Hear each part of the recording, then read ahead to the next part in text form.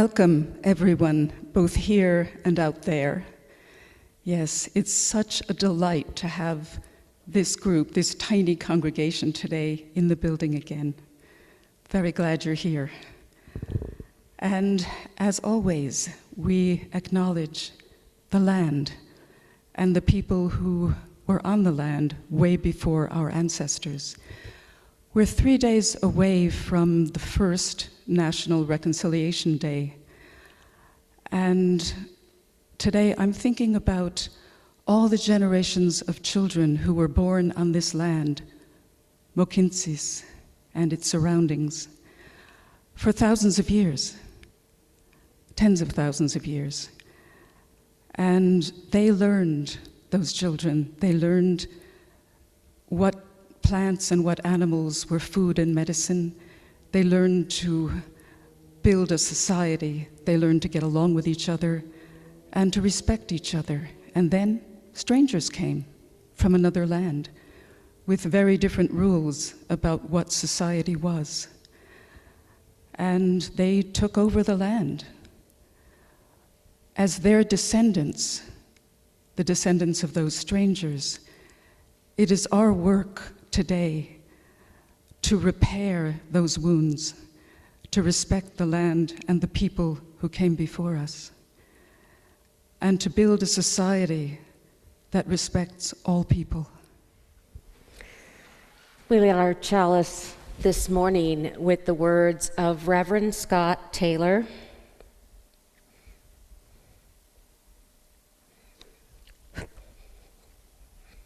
Today, we return to the shelter of each other, to arms that hold us in the midst of the storm, to voices that help us hear our own, to hearts that accept us the way that we are. May we be for each other a source of safety and sending. May we offer each other both comfort and challenge. May this place of peace lead us to share peace with others. Let us begin. A very warm welcome to all of you who are able to join us here in person today. We thank you for coming out and for helping us abide by our safety protocols. We are just so delighted to be gathered once again, some of us in person. And a big, big welcome to all of you watching from home today. We love you, and you are with us in spirit.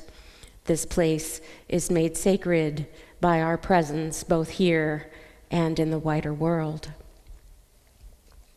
My friends, today we are returning to Soul Matters theme-based ministry, which some of you may remember from when Reverend Deborah did it. For those of you who are not familiar, Soul Matters is a resource for congregations to explore a monthly spiritual theme through worship, religious education, and small group ministry. We'll be using the current materials, so we know that there will be many, many congregations across North America using the same themes we are each month. October's theme is Cultivating Relationship.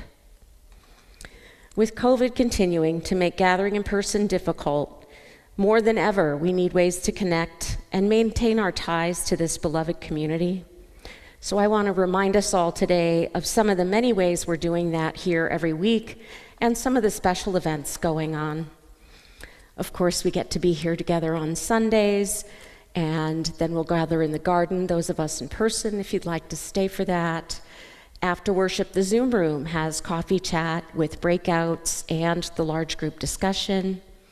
Our own fabulous Sheila McMaster is staying in close touch with our families, and she sends them a newsletter every week. And she's been holding garden parties. She's having one today at 2 p.m. in the garden. Everyone is welcome to come. We had several families last time, and about 8 kids, and it was just so joyous to see them all playing here and enjoying one another's company again. She is also starting a photo club for all ages, so you want to get in touch with her and keep an eye on e-news for more about that. We're going to use our themes for that and encourage everyone to participate. And while the weather holds, we sure want to enjoy it together. Eric Levitt is going on a great walk at Carburn Park at 10 a.m. this coming Tuesday. I understand there are lakes and trees and animals, and it's a wonderful place to go spend some time together outdoors while it lasts. And every Tuesday we have coffee choir, yay Jane, and we have Vespers in the evening. Those are on Zoom. Wednesday evenings, Jennifer Jessup reads to us. The Euphonia Choir is meeting on Thursdays. And CU Fridays are back in action. And this coming Friday, it's the Green Sanctuaries Film Fest, and they're going to start off with Written on Water. So we want to remember that those Fridays are happening once again. And now that we have our Soul Matters packets back, the theme-based listening circles are going to pick up some speed. Today we're going to hear from Ev Dewar, who leads one of the groups that has stayed ongoing all throughout this. And her group is open to newcomers. And then I'll be taking up where Deborah left off with those who wanted to be in her group and anyone else who's a newcomer who'd like to try joining one of our circles.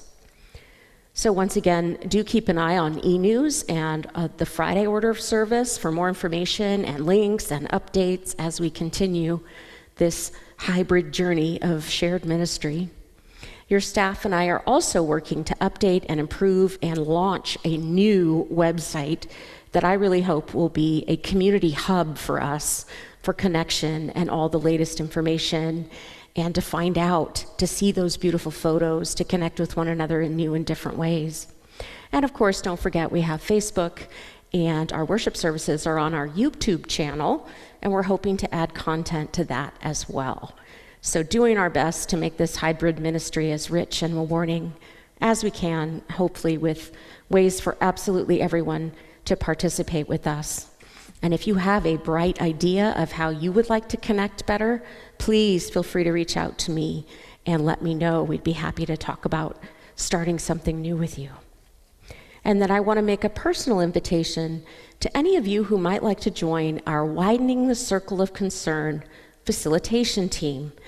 The Canadian Unitarian Council has been working hard to adapt the Widening the Circle of Concern social justice report and study guide for a Canadian audience, and it's teaching us how to apply our social justice initiatives to be more inclusive and more welcoming in this new era when we're learning so many new skills and new ways of transforming ourselves and the world around us in accordance with our almost new 8th principle. And our congregation is sponsoring anyone who would like to be on the team and doesn't feel they can manage those registration fees. We don't want that to be a barrier to anyone. And the deadline to register is this coming week. So definitely check it out on your e-news and on the CUC website. You can contact me for more information. We would absolutely love you to have you on our team so that when the facilitators are ready and the CUC says go, we can start facilitating these really important conversations among the whole congregation. And that's something that's going to carry forward for years to come. It's something we can all do to help prepare for that new minister who may be coming from the States and not be ready to take on the Canadian version. So we want some of y'all to become experts. So dear ones, again, do please reach out and connect with us. Come to our gatherings, find other ways to be with family and friends. Remember that this community is your home and you are never, ever truly alone. Welcome. Love will guide us. Peace has tried us. Hope inside us will lead the way. And that's the part I find most hopeful about all of us. We've got about, for the folks at home, about 15 people here in the room with us this morning. It has been a long time since I've heard this congregation sing in person.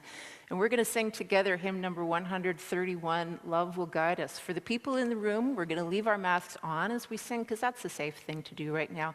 And you have the privilege of being able to hear each other.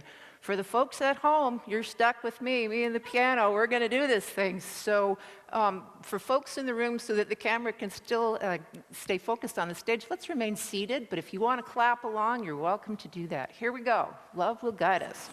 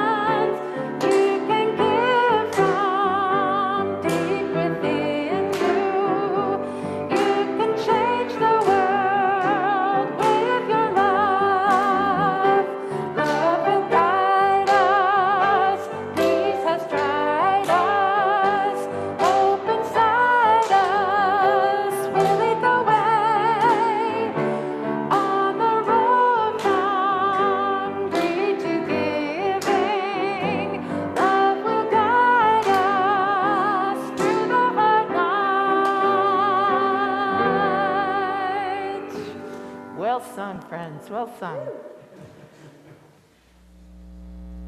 This feels like such an exciting morning. I love that song, Jane. I love listening to everybody clap.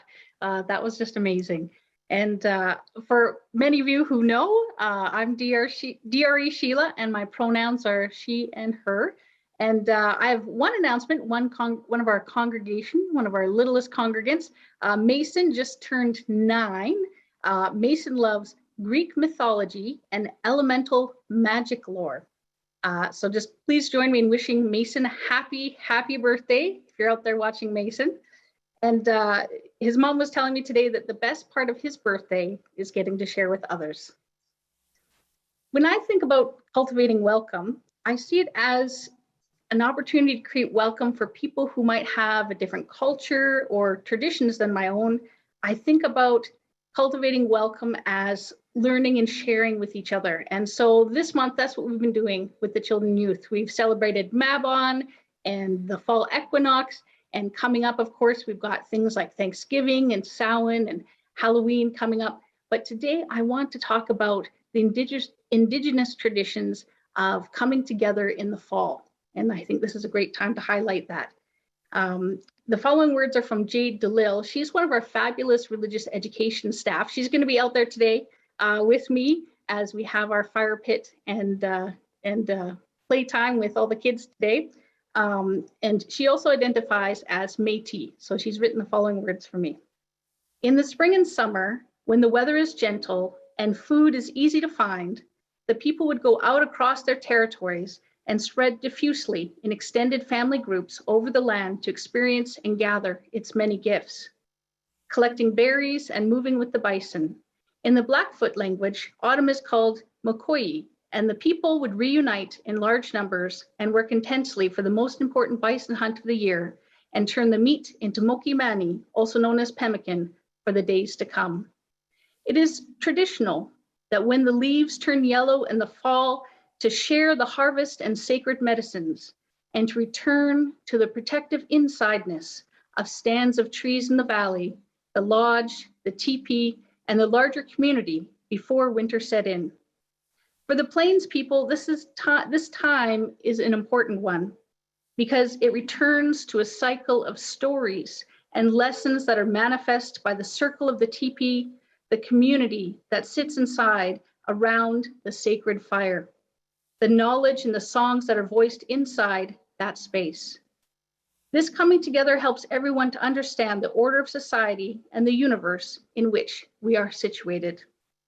And one way that we can make the original people of this land feel welcome on their own terms is to put in an effort to learn the languages of the Treaty 7 peoples, the values and the worldview that they contain from our local educators. And so one thing that I didn't know until today was that the Calgary Public Library actually has an Indigenous Resource Language Center and apps for all of the Treaty 7 languages. So you might want to check that out. We can also honor this traditional wisdom by coming together and sharing the lessons from the past, one generation to the next, so that we can repeat all of its joy and none of its tragedies. So thank you so much, Jade, for those wise words. And now I want to share a story that was submitted by a Mohawk elder, and it's called The Legend of the Three Sisters. Once upon a time, a very long time ago, there were 3 sisters who lived together in a field. These sisters were quite different from one another in size and also in their way of dressing.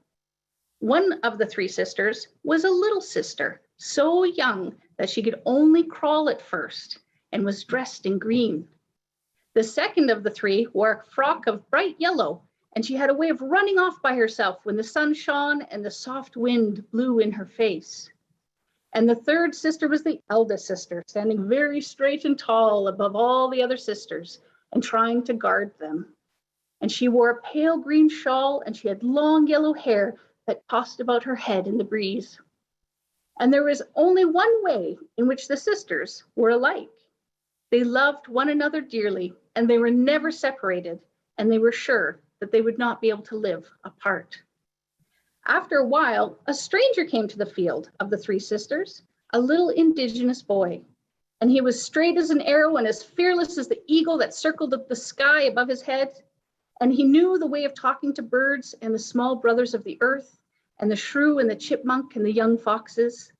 And all three sisters, the one who was just able to crawl, and the one in the yellow frock, and the one with the flowing hair, were very much interested in the little boy. They watched him fit his arrow in his bow, saw him carve a bowl with his stone knife, and wondered where he went at night. Late in the summer of the first coming of the boy to their field, one of the sisters disappeared.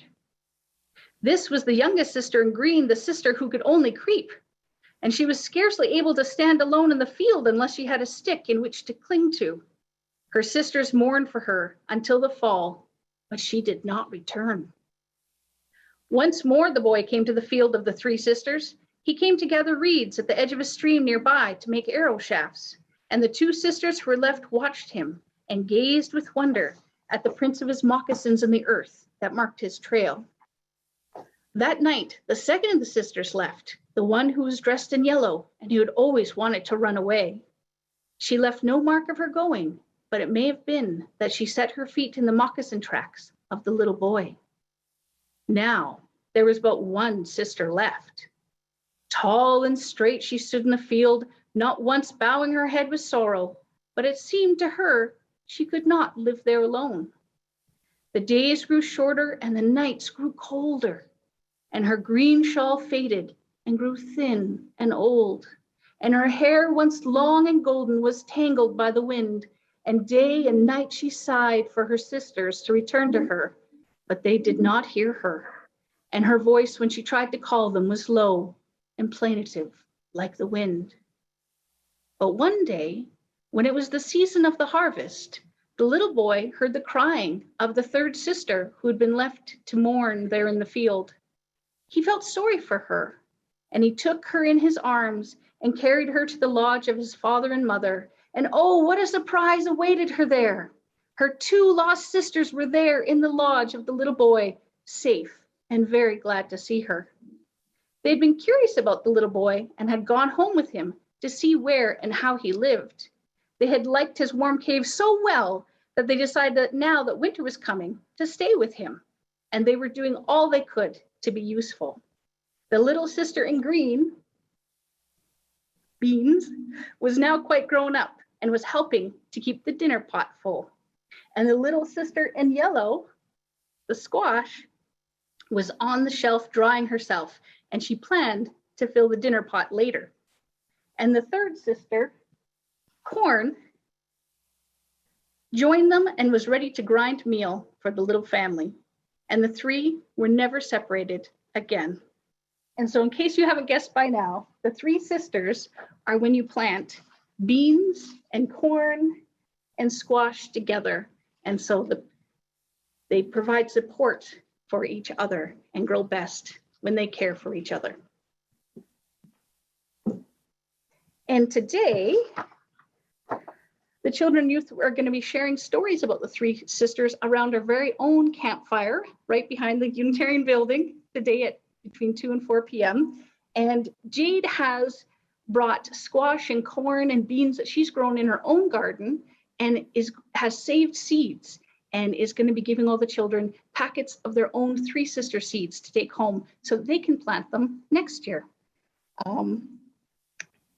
And another tip Jade was sharing with me that she had gotten from the Indigenous gardeners here in Calgary is that if you find that corn is not growing well, sunflowers will work just as well. You know, and I'm excited about all the fall bounty and all the fall things that we're sharing this time of year. I think it's a wonderful time to cultivate welcome together as we share our rainbow of fall traditions. And now we have a very special message from Ev Dewar. Good morning.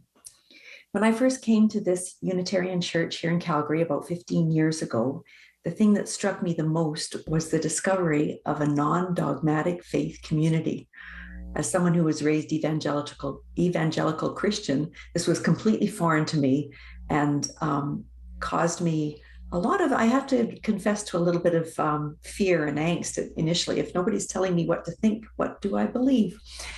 So I started on a discovery of what do people believe? And more importantly to me, what do I believe?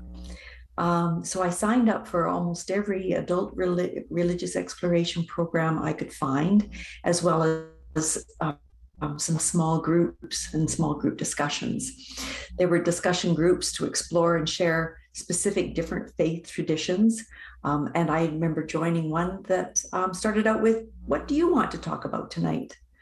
I attended classes on Your Haunted Church and Build Your Own Theology, which I attended 3 times. That helped me let go of some fearful beliefs and explore new ways of thinking and being. So I started co-facilitating Turn of the Wheel several years ago when our former minister, Meg Roberts, was leaving, and Marie Collins and I so desperately wanted to see it continue. I now facilitate a theme-based listening group that we're entering our 7th year. And we meet monthly to go deeper into the current theme of the month. We all agree that our meetings nourish us spiritually and help us delve more deeply into the theme than had we just read the reflections and moved on. Until Reverend Shelley asked me to speak on small group ministry, I hadn't really thought of what I'm doing in those terms specifically. So I asked for some input from my theme-based group, and they can say it far better than I can. Some of the responses I got were that it's a place to pause, slow down, and just be in relationship. Other people sharing their courage and revealing parts of themselves encourages me to share more. It's about listening. It promotes deep listening and building trust. It's about listening as much as speaking. And while it's about individual reflection, everything we share is about relationship building. It's different from other parts of the church, like a committee, because you're not there because of what you can do or going to do, and we're not trying to accomplish anything. Just be there. It's more about being than doing, much more personal.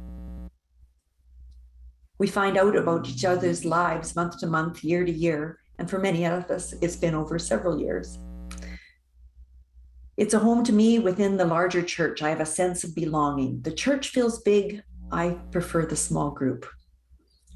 And my personal favorite, one of my TLC friends, theme-based listening, expressed gratitude for the process and thanked me for being a small minister. I love being a small minister. Thank you. Thanks to Ev for sharing that with us.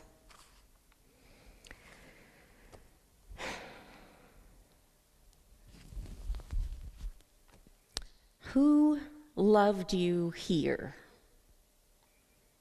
I remember the moment in my seminary education when we were asked that question, who loved you here? The implication being that no one of us journeys alone, that the very fact of attempting a degree in theology meant that someone must have had our backs somewhere along the way to make us think that we could do this hard thing. Someone must have loved us enough to make us think that we could minister to this broken world of ours. Sure enough, I have a lot of people who loved me up until that point in my life, and I am fortunate that the list just keeps growing. My parents, first of all, my family, my first Unitarian Universalist church community, and everyone since, my seminary friends and colleagues, and the many wonderful congregants I've met along the way, and now this fabulous place full of all of you amazing, amazing people. I am so truly blessed. When I was a kid, though, to tell you the truth, I didn't really have friends aside from my parents and my pets.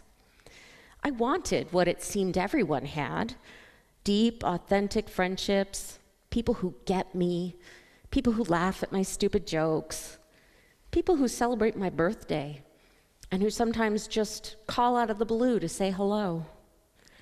I have good friends like that now. As the saying goes, I have friends who sing my song for me when I forget it. People who remind me that I am good, that I am loved, and that I am enough exactly as I am. I have such people in my life, and I hope you do too. And it's a good bet that you have some of them right here. I remember what it was like not to have a whole community of friends, to feel alone in the wider world. Growing up, I was different from the other kids. I was often sad and lonely as a child. My older brothers had friends, and I watched them. I thought, well, maybe when I'm older, that'll happen for me. I guess I thought maybe loneliness was a phase I was going through and it would pass. But by the time I reached college, I realized that loneliness wasn't going to go away all by itself. So I participated in an awful lot of therapy, and I learned how to make peace with my past. I worked on healing my trauma and on forgiving myself and my parents for being human and having limitations. Well, all of that was several decades ago now, and I carried on through adulthood, doing mostly pretty well, but still not having a real sense of community. It wasn't until I became a Unitarian Universalist that I found out what being a part of a true community is really all about. I became a member of the first UU church I entered. I joined small group ministry right away and began to make deep, lasting relationships, and it was a revelation. I had found my people. It was wonderful. And as well and as whole as I am now, some of my deeper work on my relationship with myself is going to take a lifetime. And there are memories and stories that will always be a part of my identity. Like all of us, I carry with me everything that I've learned the hard way by living through it. Life lessons that have helped me understand what suffering is, what compassion is for, why we need our kindness and our empathy as much as we need air and water, and why it's worth the time and energy and effort to cultivate real relationships with those whom we choose as our families, related to us or not. I understand why we need each other, and we really need each other, especially now. Long before the pandemic, though, we'd all been witness to a cultural epidemic of loneliness and isolation. Communities of faith like this one are one of the best remedies that I know. Chosen family who love us no matter what. Communities like this save lives. I know down to my bones this is true. My UU community has loved me here. Who loved you here to this place and time in your life? Quaker educator Douglas Steere said, "The ancient question, who am I, inevitably leads to a deeper one. Whose am I? Because there is no identity outside of relationship. You cannot be a person by yourself. To ask, whose am I, is to extend the question far beyond the little self-absorbed self and wonder, who needs you? Who loves you? To whom are you accountable? To whom do you answer? Whose life is altered by your choices? With whose life, whose lives is yours all bound up inextricably in obvious or invisible ways? Those are good questions. Hopefully for each of you, you have some relationships among this community that answer those kinds of questions for you. And you may find that some of the people who are the answers to those questions for you are actually related to you, if you're really lucky.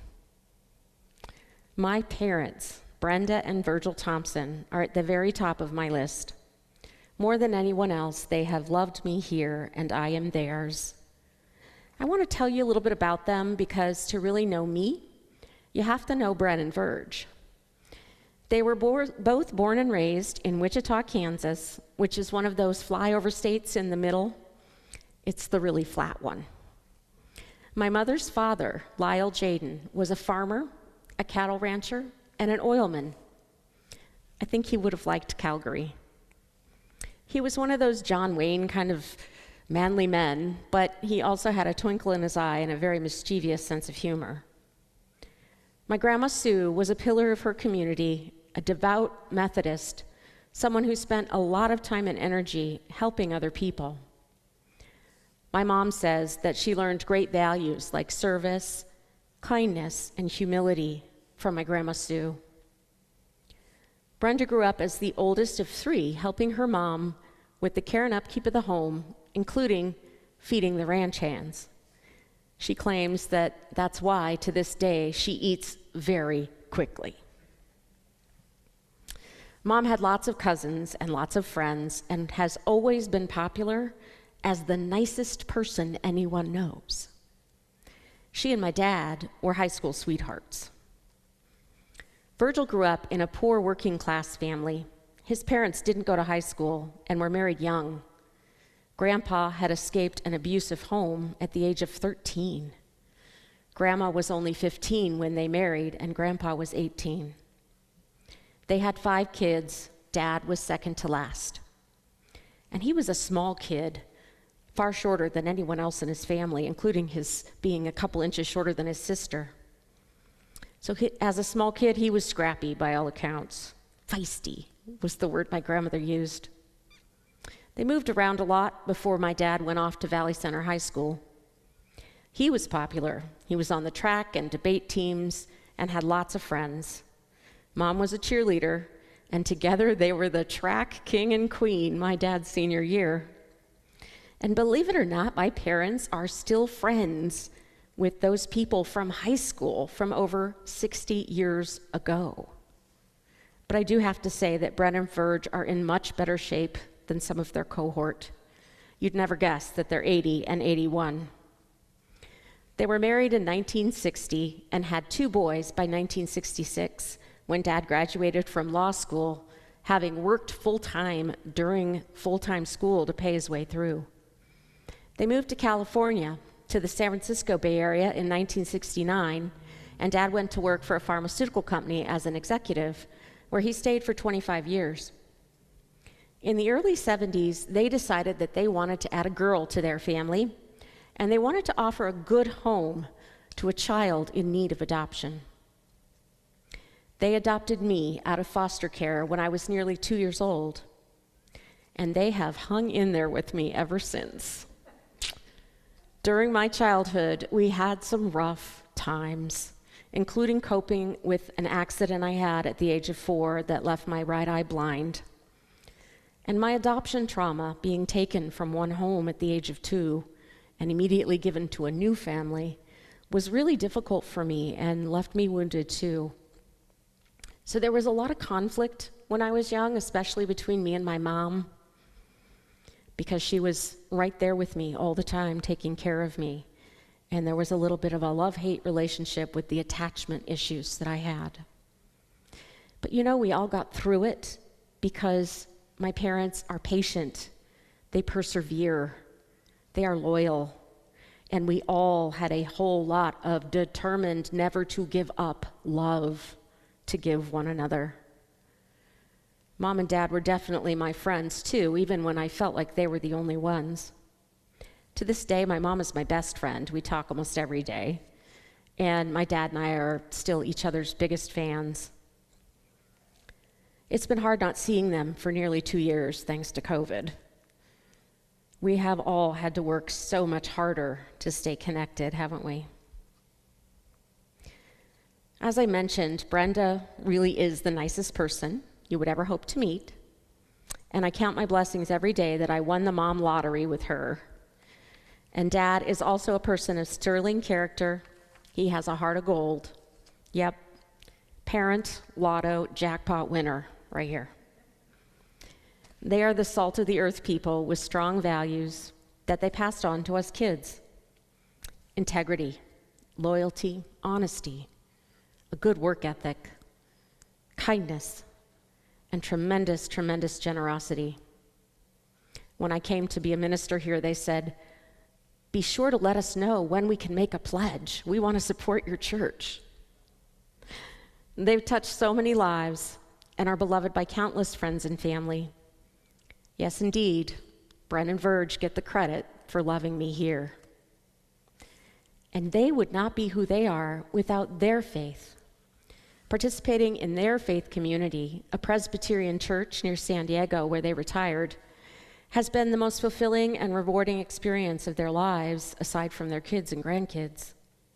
Because of the community and friendships they've cultivated there, it's the right fit for them, and I'm glad they are so loved and supported in that community. And they can appreciate that I've found a different faith. They love that I'm a UU minister. And when Brenda learned that I was going to be talking to you today about small group ministry, she said to be sure to tell you they have been doing small groups for 18 years, and it's the greatest thing ever. She wants you to try it. They've gotten to know all kinds of people because they change up the groups every year. So they've met people from all ages and all walks of life that they never would have known otherwise. Small group ministry is awesome, y'all. No less than 80% of their church of 1,200 people participates in their small group ministry. So even in such a big church, they're like a family because of all the deep personal connections that they've made together. And let me tell you something really remarkable. All of those Presbyterians, they pray for me. When I visit my folks once a year or so, everybody comes up to me like they've known me for years, because they kind of have. They're happy to see me. They ask about my ministry. They ask about Onyx, my dog. And these folks, they pray for me, and they pray for my ministry, and they're now praying for Calgary Unitarians. Whether or not you believe in God, prayers are a good thing to have directed your way. Good vibrations, love, beaming at us from San Diego, California, like warm sunshine. Soak it up. It's good. So as you can see, finding my Unitarian Universalist faith community, what has given my life a deeper purpose and a richer meaning. I went to my first UU church when I was in my late 30s, and I had been so discouraged by the state of the world and by feeling too small and helpless at all to do anything about it. I became cynical and sad. But that first UU community in Des Moines, Iowa, it's another one of those flyby states, it showed me that by working together and loving each other, singing together, helping each other, we can and we do make a difference in the world around us. They taught me how to have faith in people, and they taught me how to have hope when I didn't think that was possible for me anymore. I learned what it means to belong to people and to offer belonging to others. Dear ones, in this time of COVID, when we are socially distanced from one another so much of the time, let our community be the antidote to loneliness, the vaccine that protects us from isolation. Let's hold each other close in heart and mind and spirit, in the embrace of beloved community. Together, we answer the questions. Whose are you? I'm yours. You're mine. We're part of the human family. Who needs you? We all do. Who loves you? We all do. To whom are we accountable? To whom do we answer? We're accountable to each other. We answer to one another and to our faith. Whose life is altered by our choices? With whose lives are our own, all bound up inextricably in obvious or invisible ways. We are all a part of the interdependent web. We all belong together. I love you. Amen. Please join in singing For All That Is Our Life.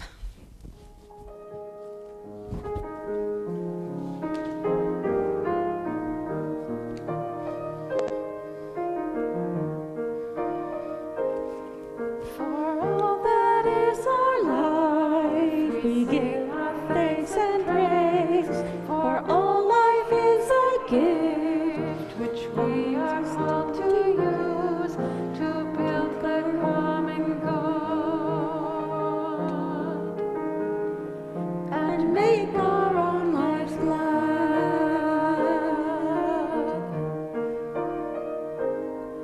For needs which others serve, for services we give.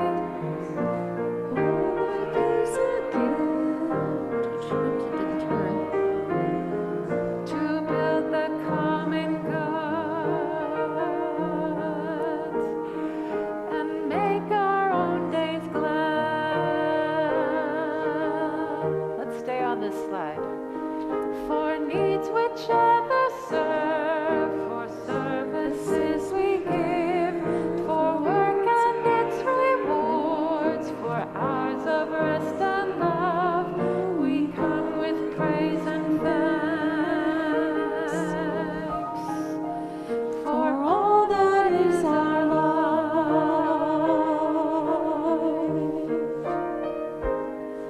For sorrow we must bear, for failures, pain and loss, for each new thing we learn, for fearful hours that pass, we come with praise and thanks. For all that is our lives.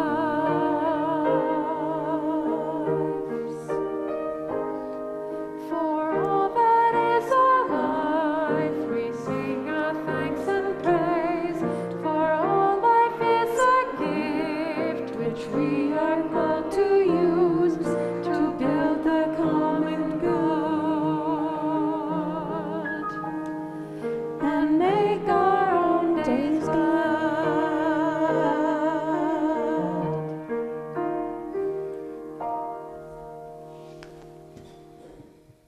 Please join me in a time of meditation, reflection, or prayer with the words of Marta Valentin. In gatherings, we are stirred like the leaves of the fall season rustling around sacred trees, tossed hither and yon until we come to rest together, quietly, softly. We come to gather strength from each other. We come to give strength to each other. We come to ask for strength from the spirit of all that is and is not. When our hearts sing or when they frown, it is the way of compassion telling us to give. It is the way of peace telling us to share our gifts. For we are happiest and most powerful when love is made apparent in us and through us. Spirit of the circle that is love, as we twirl in this dance that is life, we give thanks for reminding us each day of our task of ministering to each other with a searching glance, a safe touch, a generous smile, a thoughtful word. Thank you for reminding us that we are always building our beloved comunidad. Thank you for reminding us that through our covenant with you, we covenant with each other and are made whole. In gratitude, we celebrate with open hearts and minds. We discover who we are, separate from each other and within one another. In this circle that holds all life, may we ever work toward widening its boundaries until there are none. Amen. Amen. Pause, and blessed be. I invite you to focus on your breathing for a moment and feel the love of this community holding you in our circle.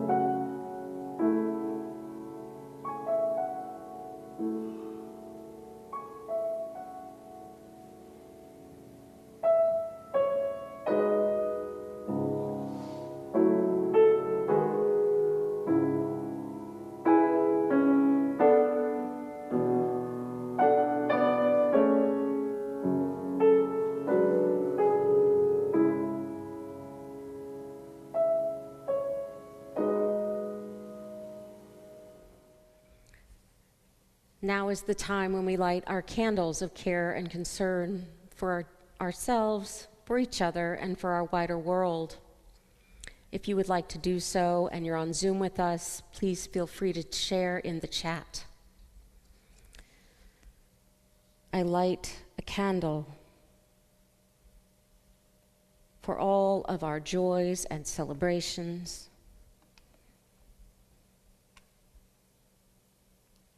I light a candle for our sorrows and concerns. And I light a global candle for our wider world, for all that troubles us and all that sustains us. And may we hold in our prayers our commitment to truth and reconciliation.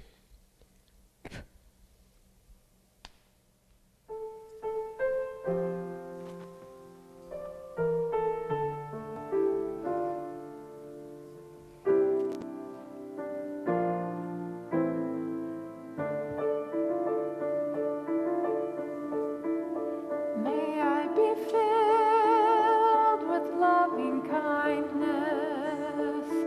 May I be well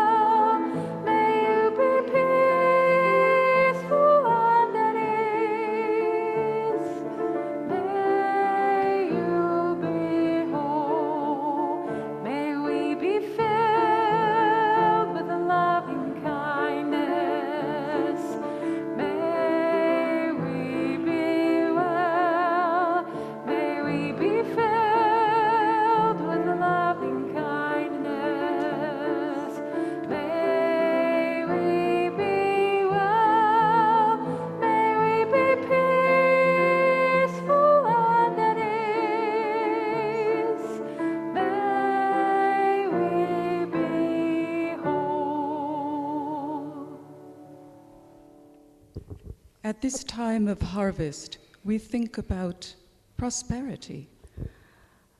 We think about security and about sharing what we have. Some have extra wealth to spare. Some have time to give to projects and action. Everyone has love to spare. So, at this time of offering, offer what you can. And for those who can give financial support, there's a basket on the table at the back of the room with envelopes so that all offerings are kept safe.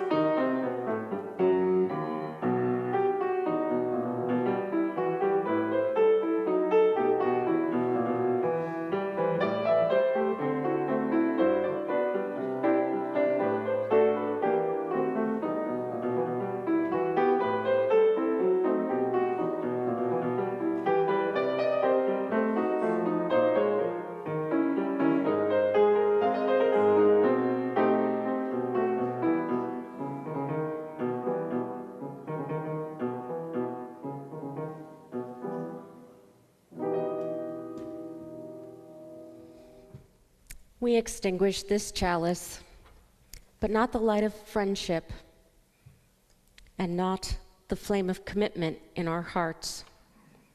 Let us go from this place open to loving deeply as we widen the circle of beloved community to include everyone. Please join me in singing, "Come and Go With Me to That Land."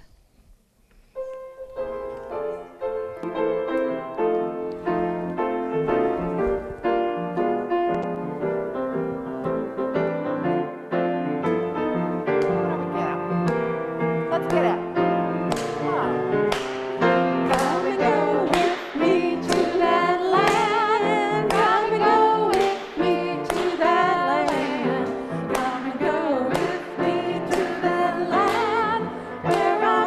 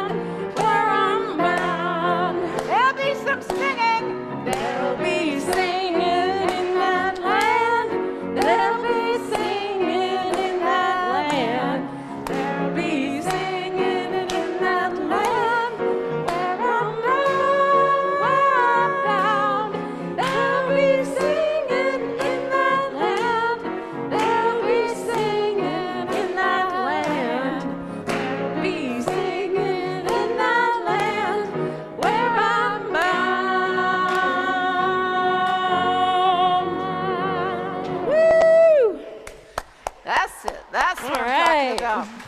Here's the choir. They are present. And there's the choir at home as well. Thank you, friends, for being here with us this morning. If you're here in person, Reverend Shelley and Marcia and I would be very happy to meet with you outside the building where we can get caught up, all of us together. For folks at home, thank you for being here with us this morning. And the Zoom link to the coffee chat will have just appeared in the Zoom chat area of your screen. And we'll see you there as well. Thank you, friends. Be well.